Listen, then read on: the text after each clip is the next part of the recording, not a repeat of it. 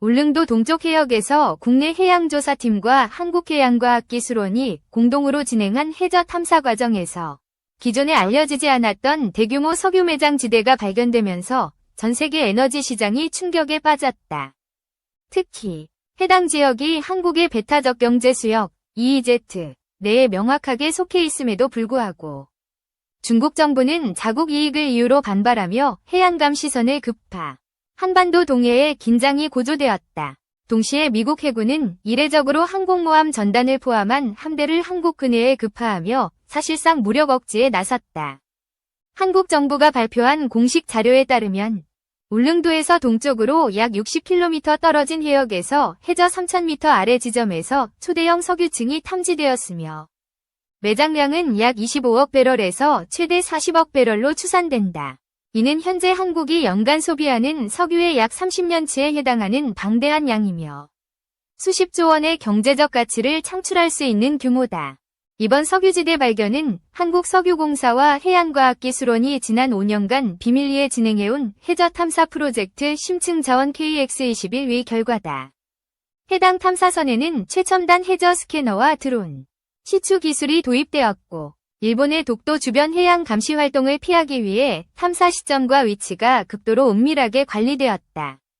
시추 작업 중 예상치 못한 원유 분출이 일어났고 정밀 분석 결과 고품질 중진류가 대규모로 매장되어 있음이 확인되었다. 하지만 이 소식이 외신을 통해 전해지자마자 중국은 즉각적으로 민감하게 반응했다. 중국 외교부는 해당 지역은 역사적으로 동중국해와 연결되는 해저 지형으로 중국 해양 이익이 침해될 소지가 있다며 한국에 강한 항의 메시지를 전달했다. 또한 중국 해군은 랴오닝성 해군기지에서 해양감 시선 2척과 무장 호위함 1척을 급파했고 이는 울릉도에서 불과 110km 떨어진 지점까지 접근하며 사실상 해양 무력 시위를 단행한 셈이다. 이에 대해 미국은 즉각 반응했다. 주한미군 사령부는 공식 성명을 통해 한국 동해상 해양자원은 한국의 주권 내에 있으며 이를 위협하는 행위는 즉각 중단되어야 한다고 경고했다. 이후 괌에 주둔 중이던 미 해군 제7함대 소속의 강습 상륙함단과 항공모함 칼빈스노 전단이 한국 동해안으로 긴급 출동. 독도 인근 해상에 배치되었다. 이는 미 해군이 한반도 동해에 배치된 것은 2017년 북핵 위기 이후 처음 있는 일로 전례 없이 강한 무력 억제 차원으로 분석된다. 중국은 곧바로 미국을 강하게 비난하며 지역 분쟁에 미군이 개입하는 것은 긴장을 고조시킬 뿐이며 동아시아 안보 균형을 해치는 행위라고 주장했다. 중국 외교부와 인민해방군 해군은 자국 해양 이익 수호를 위해 무력 충돌도 불사할 수 있다는 입장을 내비쳤고 동북항에 배치된 둥펑, DF-21D 대함미사일을 전진 배치하며 미국 항모 전단을 겨냥한 전술적 경고를 실행에 옮겼다. 그러나 한국 정부는 물러서지 않았다.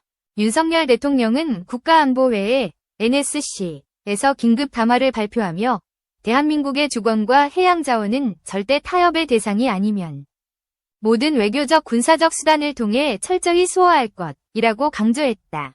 동시에 한국 해군은 이지스 구축함 세종대왕함과 충무공이 순신급 호위함을 해당 해역에 배치하고 울릉도와 독도 방공망을 최고 수준으로 강화했다.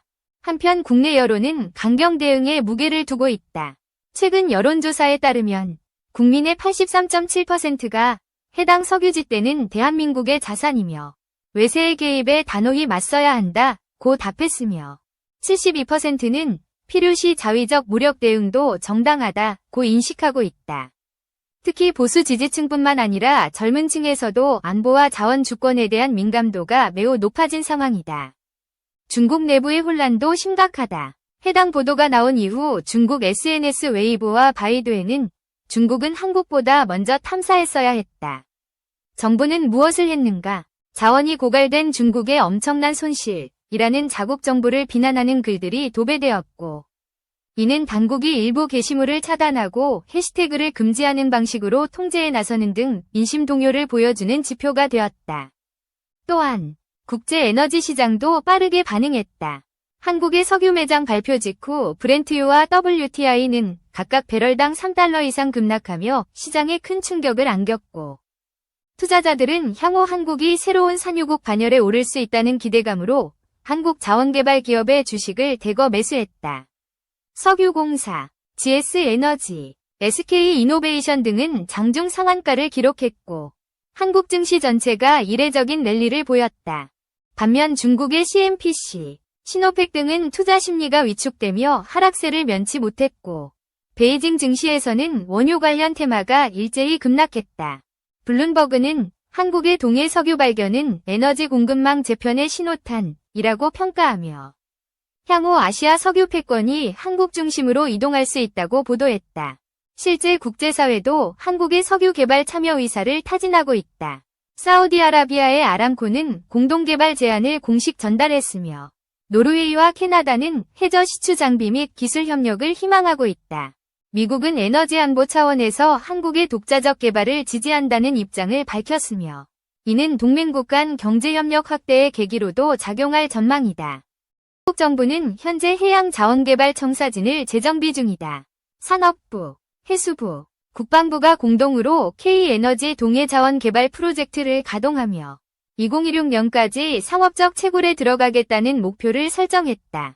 이에 따라 경북 울진, 포항, 강릉 지역의 원유 저장 및 정제 인프라 구축이 계획되고 있으며 국가기관 산업의 판도 자체가 바뀔 수 있다는 평가가 나오고 있다. 이번 울릉도 석유 매장 사건은 단순한 자원 발견을 넘어 한국의 자주적 에너지 확보 가능성과 함께 동북아시아 지정학 판도를 뒤흔들 사건으로 기록될 전망이다. 미국, 중국, 일본, 러시아가 예민하게 반응하는 이유도 여기에 있으며 한국은 향후 수십 년간 경제적, 군사적, 외교적 주도권을 확보할 수 있는 결정적 계기를 맞이하고 있다. 한반도를 둘러싼 자원전쟁은 이제 시작에 불과하다. 그러나 분명한 것은 이번 울릉도 석유지대 발견은 한국에게 단순한 행운이 아닌 전략적 기회이며 이를 어떻게 활용하느냐에 따라 향후 국가 위상과 미래가 달라질 수 있다는 점이다. 중국의 혼란, 미국의 개입, 한국의 대응 모두가 이 사건을 단순한 뉴스가 아닌 전환점으로 평가하는 이유